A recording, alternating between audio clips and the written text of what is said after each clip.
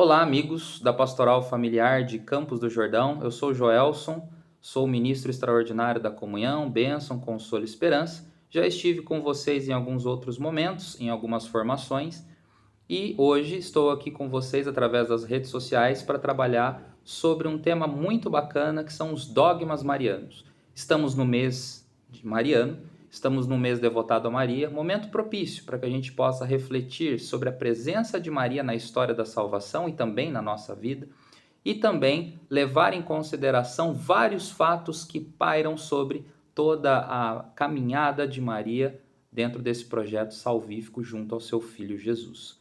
Então, dentro desse tema que nós vamos trabalhar hoje, primeiro nós vamos começar definindo o que são dogmas. Dogmas, por premissa, nós vamos deixar como definição verdades de fé. A igreja possui então uma teologia da revelação, ou seja, Deus se revela em toda a história da humanidade. E, à medida que Deus se revela, ele se aproxima cada vez mais de nós. Por isso, nós podemos dizer que a revelação de Deus ela é plena, ela é totalmente plena. Deus não se revela pela metade. Deus ele se revela por inteiro. Logo, os dogmas são formas de definir ou de entender essa revelação de Deus ou dessas verdades reveladas ao longo da nossa história. E quem é que vai oficialmente decretar um dogma? Então, quem vai decretar um dogma vai ser, primeiro, o magistério ordinário e geral da igreja. E aí nós podemos colocar sobre a figura do nosso Papa, que vai exercer um dos seus primícias, né? Uma das coisas que lhe compete, que nós podemos chamar de ex-cátedra, é ele que tem o poder para estabelecer uma doutrina ou um dogma dentro da igreja. Esse, então, é aquele que tem o poder para definir um dogma ou uma verdade de fé. Ou nós também podemos ter os dogmas sendo definidos a partir de concílios realizados dentro da igreja. Então, nós vamos ter concílios que vão ter linhas dogmáticas e doutrinais, né? E esses também podem estabelecer verdades de fé.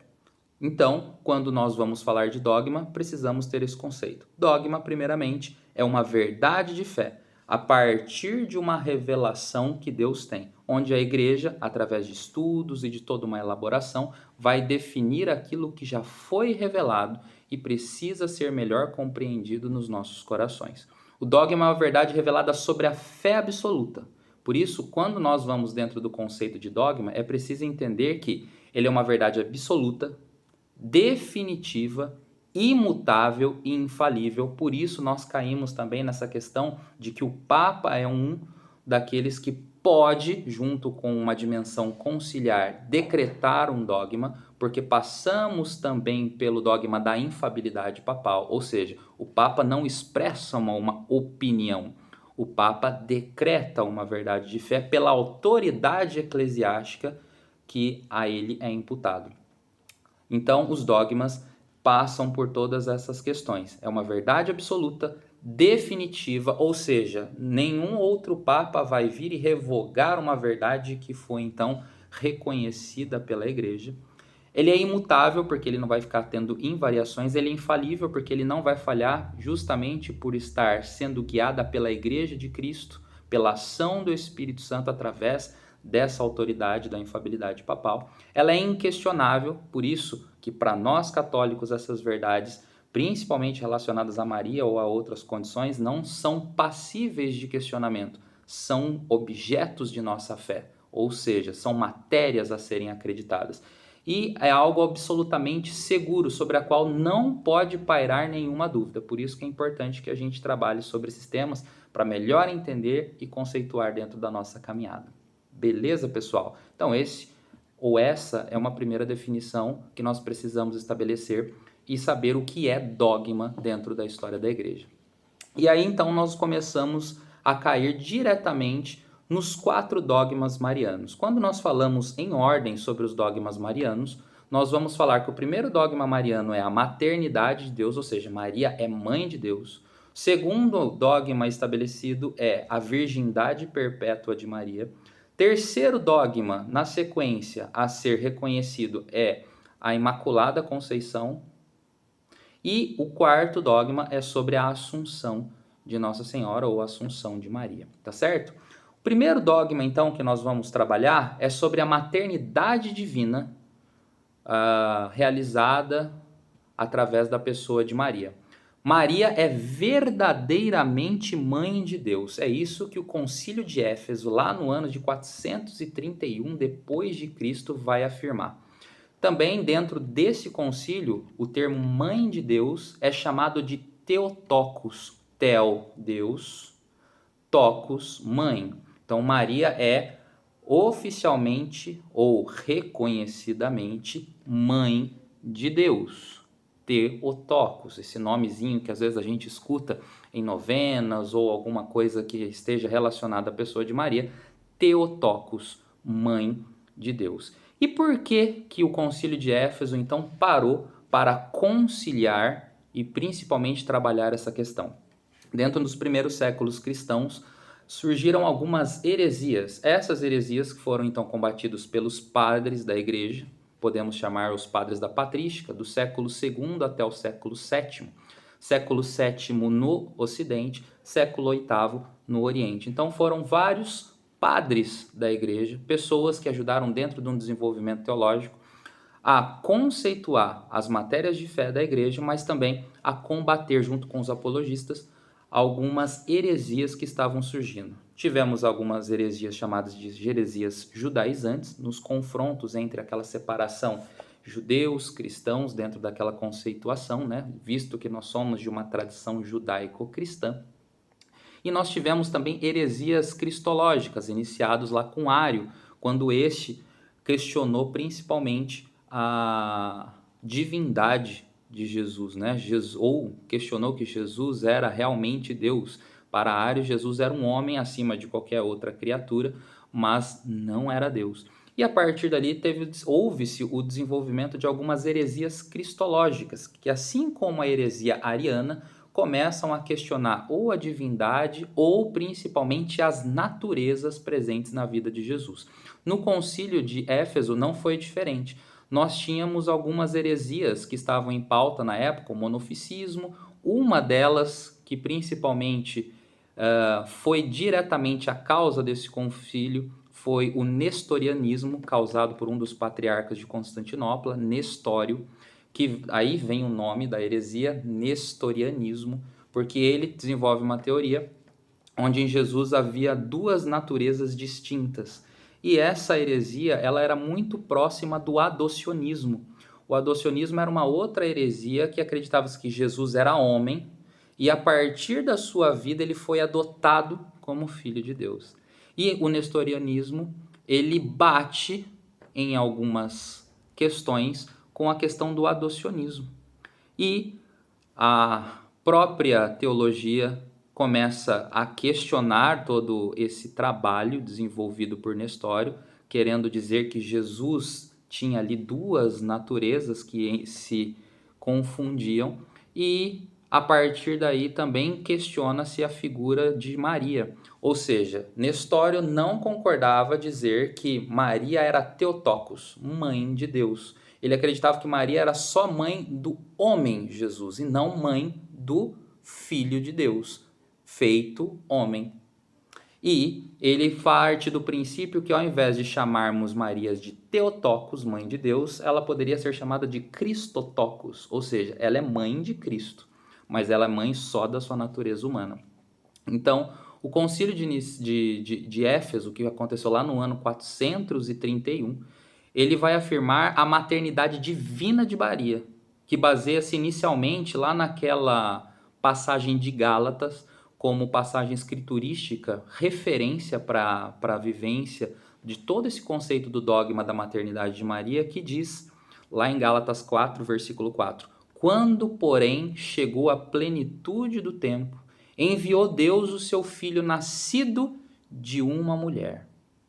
E interessante que não foi qualquer mulher, porque dentro dessa questão do Concílio de Nicéia, uma das coisas que tradicionalmente já se acreditava era também sobre a virgindade de Maria. Ainda não em tratados ou em termos conciliares, mas já se falava sobre a virgindade de Maria.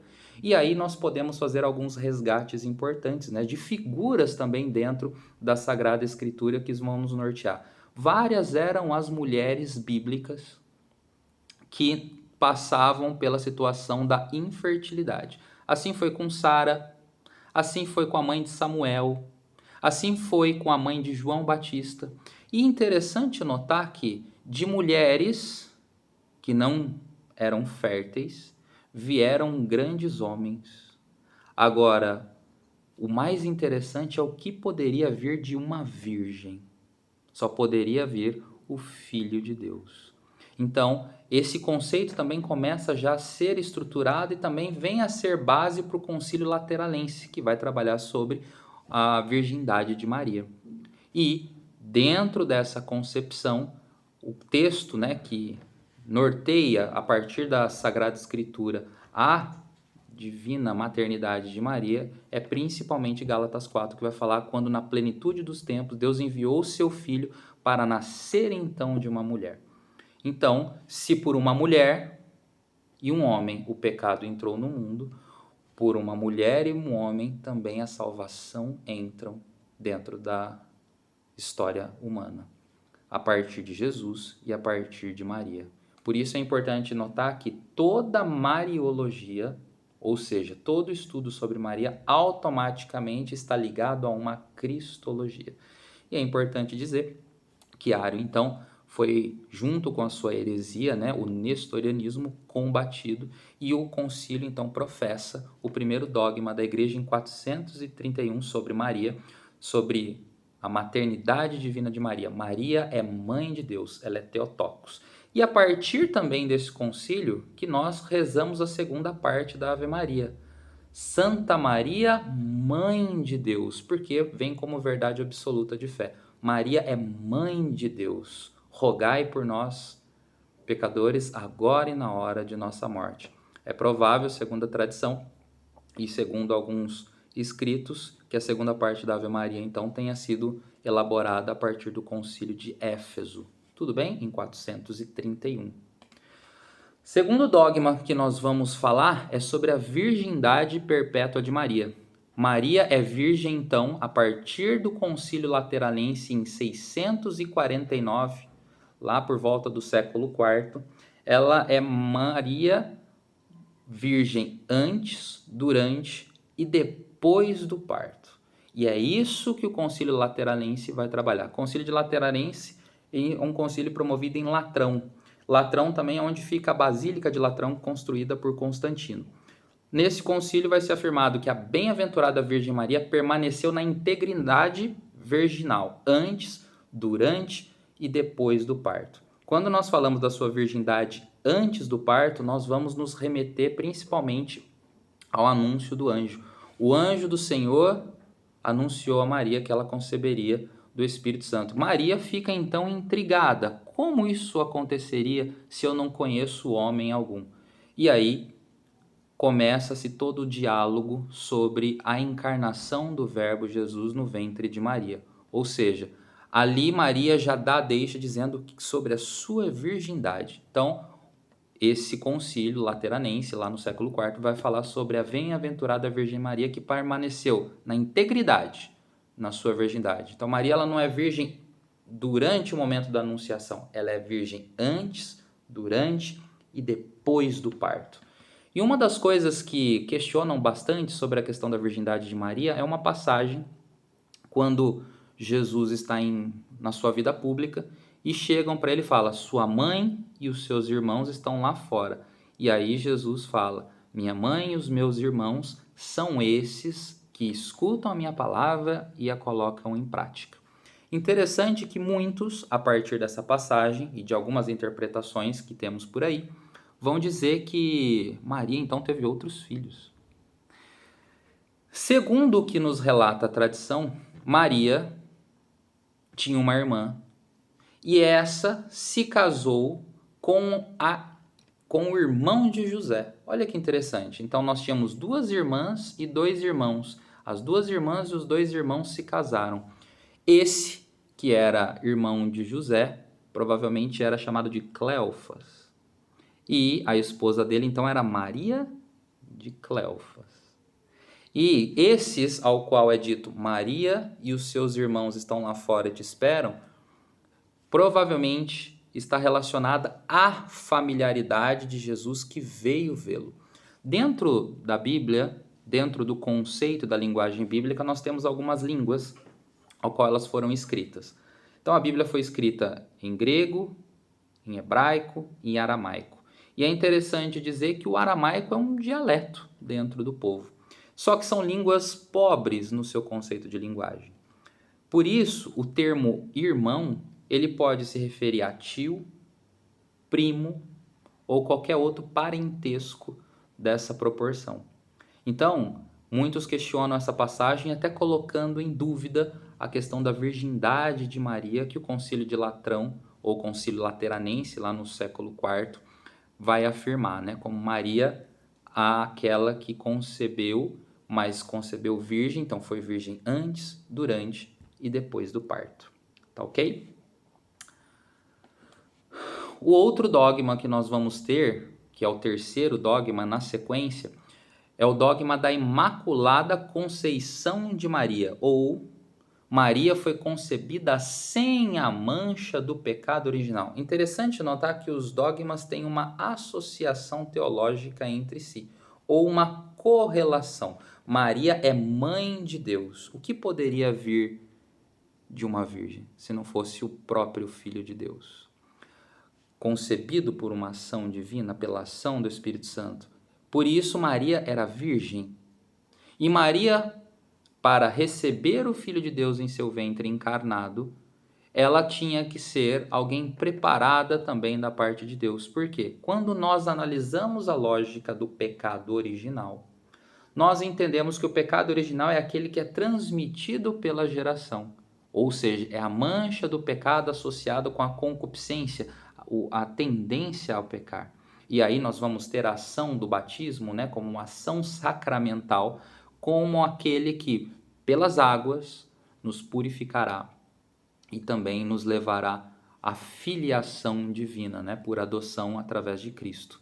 Mas, quando nós estamos falando de Maria, nós estamos falando de alguém como que a igreja acredita que foi preparada por Deus ou preservada da mancha do pecado original. Immaculata Conceptione, ou seja, aquela que foi concebida sem a mancha do pecado original. Deus a poupou. Esse dogma, então, ele foi estabelecido por Pio IX, lá no dia 8 de 12 de 1854, numa bula chamada Inefabilis Deus, de Pio IX. E dentro desse dogma parte então desse princípio. O pecado original, como transmissão da mancha do pecado, não alcançou a pessoa de Maria. E por isso ela tinha toda a potencialidade para gerar o Filho de Deus, que também por transmissão, né, visto que ele era homem e era Deus, não receberia na sua carne a transmissão do pecado original, ou dessa tendência ao pecado, porque ele foi igual a nós, exceto no pecado. Por isso, só alguém que foi preservado do pecado poderia então gerar o Filho de Deus. E aí nós temos uma ideia muito interessante, né, sobre a pessoa de Maria, que é preciso ser dito. Os padres no Oriente, eles falam o termo panagia, ou seja, panagia é, a saber, Maria a toda santa, que para nós, dentro da tradição latina, recebe então o superlativo santíssimos, ou seja, diferente dos santos, Maria, ela não é só santa, mas ela é santíssima, ela é toda santa. Os santos passaram sim pelas condições de pecado, alcançaram a graça de Deus a ponto de chegar a comungar de Deus face a face, ou de estar na plenitude junto a Deus, em comunhão com Deus. Mas Maria é aquela que, acima dessa realidade dos santos, ela é aquela que foi toda santa, ou seja, ela é santíssima. E por isso que quando nós vamos falar do culto ou das venerações, nós vamos usar principalmente a dolia, no que diz respeito aos santos, A Maria, nós vamos falar da hiperdulia, porque Maria não é santa apenas, ela é santíssima. Ela está acima dos santos. Olha que interessante. E aí, no que diz respeito a Deus, nós vamos falar de latria, que é a própria adoração. Aos santos e a Maria nós veneramos, tomamos como exemplo e também rezamos pedindo a sua intercessão por estarem diante ou próximo de Deus e o contemplarem. E pedimos então as suas intercessões. E a Deus nós prestamos o devido culto, a adoração, que nós chamamos de latria. Não é?